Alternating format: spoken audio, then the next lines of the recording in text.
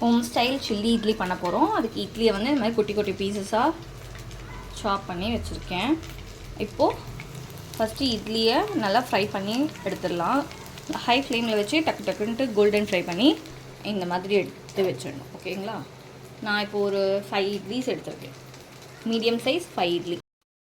கடாயில் எண்ணெய் சூடானதும் ஒரு 5 பூண்டு பொடியாக நறுக்கிட்டு அதில் போட்டுக்கோங்க.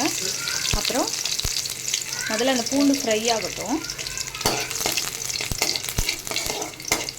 கொஞ்சம் அந்த அரோமா வந்த பிறகு ஆனியன் சேர்த்துக்கலாம். இப்போ பூண்டு ஃப்ரை ஆகிடுச்சு. இப்போது கருவேப்பிலையும் வெங்காயமும் சேர்த்துக்கோங்க.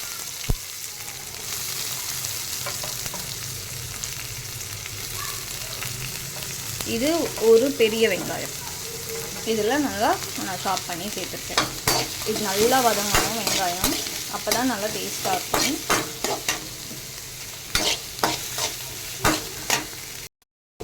வெங்காயம் வதங்கிடுச்சு. இப்போ தக்காளி 2 தக்காளி அரைச்சது ஊற்றிருக்கேன்.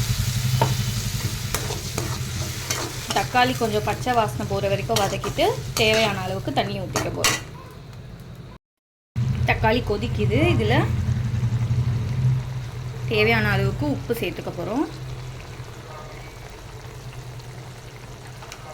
அப்புறம் ஒரு 1/2 ஸ்பூன் மட்டும் சில்லி பவுடர். ரொம்ப போட்டுறாதீங்க, ரொம்ப காரமாக இருக்கும்.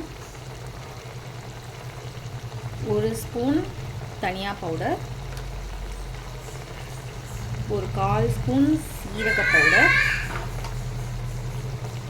அப்புறம் ஒரு 1/2 ஸ்பூன் கரம் மசாலா.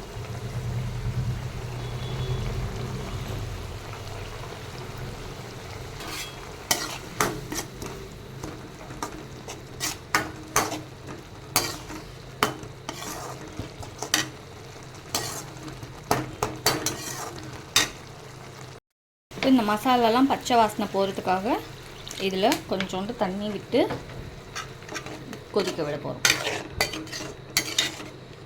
இது ஓரளவுக்கு கொதித்து கொஞ்சம் அந்த நம்மளுக்கு சாசி பேஸ் வந்த பிறகு இந்த இட்லியை ஃப்ரை பண்ணி வச்சுருக்க இட்லியை போட்டு நம்ம மிக்ஸ் பண்ண போகிறோம். நான் இந்த இட்லியோடு சேர்த்து ஒரு 5 பீசஸ் மட்டும் பன்னீர் க்யூப்ஸ் எடுத்து வச்சுருக்கேன். அது சும்மா ஆப்ஷனல் தான். ஓரளவுக்கு நல்லா கொஞ்சம் ட்ரை ஆன மாதிரி இருக்குது. இல்லைனா பன்னீர் பீசஸ் நான் போட்டுறேன் ஃபஸ்ட்டு. ஏன்னா அது கொஞ்சம் குக்கான பிறகு நம்ம இட்லி மிக்ஸ் பண்ணிக்கலாம். இப்போது இதில் இட்லிஸை போட்டுக்கலாம். போட்டு நல்லா மிக்ஸ் பண்ணிக்கலாம்.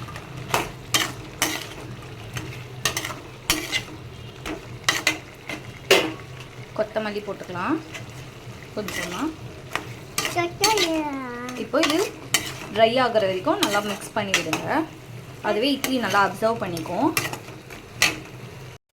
ஸோ பாருங்கள், நல்லா ட்ரை ஆகிடுச்சு. ரொம்ப ஈஸி, ஆனால் ரொம்ப டேஸ்ட்டாக இருக்கும். செம்ம டேஸ்ட்டாக இருக்கும். ஈவினிங்க்கு டின்னர், பிரேக்ஃபாஸ்ட் எல்லாத்துக்குமே நம்ம சீக்கிரமாக ஃபாஸ்ட்டாக செஞ்சிடலாம். அவ்வளோதான். இப்போது நம்ம வீட்டிலே செஞ்ச மசாலா இட்லி ரெடி ஆகிடுச்சு.